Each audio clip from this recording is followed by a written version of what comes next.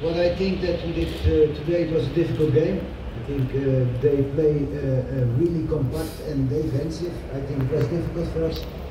And I think today we missed a player like Akan because he can play and he's really between the lines. And if you give him space, he can start to play. And I think we missed it today. And I think we did a hell of a job. I think again the 0. That's a compliment for the defensive guys. But also the team give everything. I think. Oke, jadi hari ini merupakan pertandingan yang lumayan berat buat kami, 0-0 ya. Semua memberikan yang terbaik 100%, tapi kelihatan sekali kalau kita membutuhkan seorang pemain seperti Akan yang bisa bermain secara leluasa, bisa masuk di antara lini lawan karena Malaysia bermain sangat rapat ya dan kompak dan mereka bermain dengan bagus secara defensif. Tapi kita juga beruntung kita tidak kebobolan gol dan juga komplimen ke pemain belakang yang bermain dengan luar biasa dan semua tim juga bermain dan memberikan yang terbaik. Mungkin dari saya, pertama saya ingin mengucapkan terima kasih untuk seluruh rakyat Indonesia yang telah mendukung kita. Hari ini kita tahu ekspektasi seluruh rakyat Indonesia ini menang, tapi kita draw.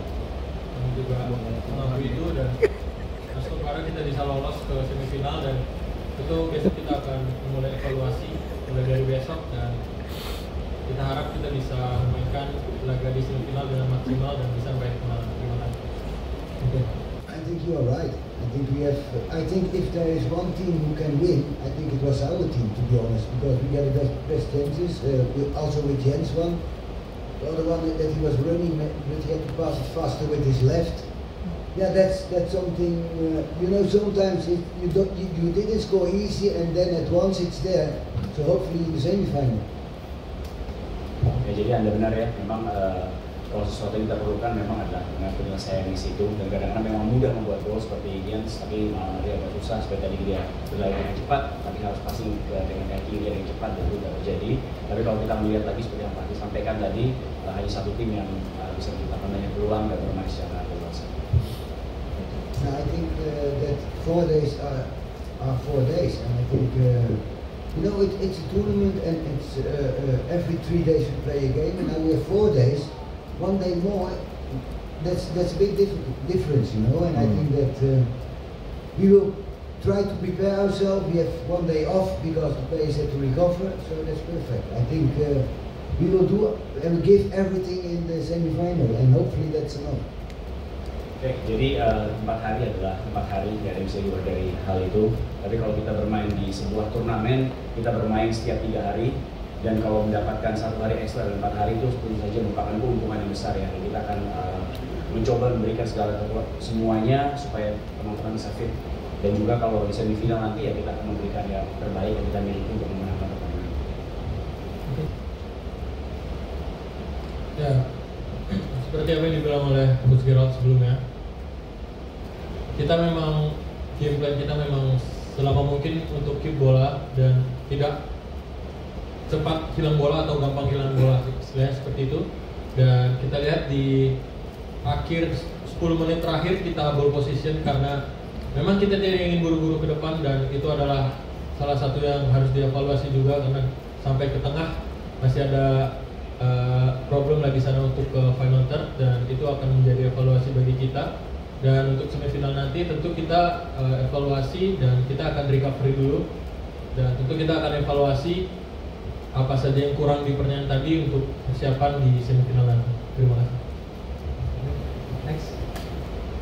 Highlights because we have our own tournament, but I see some highlights and yeah, also very good teams. I think they are all good, organized, and I think.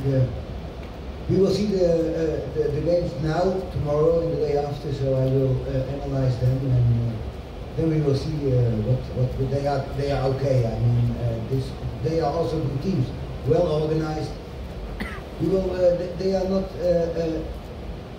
because they're not good. They don't play in the semi-final. You know, they are also a good team, and I think the team today also was good organized, and then it's difficult to play against them. You know, and we will find our way. And that's the only thing what we have to think about. And yeah, if it's Vietnam or Thailand, you know that it will be difficult games again. Oke, saya ulangi dari pertanyaannya apakah bertanya kepada coach apakah dia lihat pertandingan antara Vietnam dan Thailand dan apakah perbandingan dari kedua negara. Selain itu apa lagi ya? Jadi coach yang mengatakan dia hanya melihat highlight terlebih dahulu.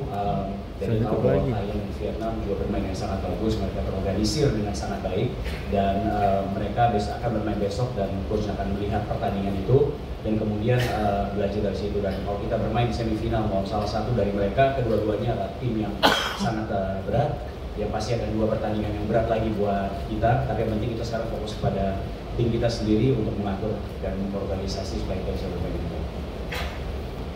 I think that I can be to wait for because he go for the MRI again in 2-3 days. Kenapa dia? But of course, we hope that everything is okay with him, you know. But at this moment, I cannot tell too much about it because I don't know 100% sure what it is.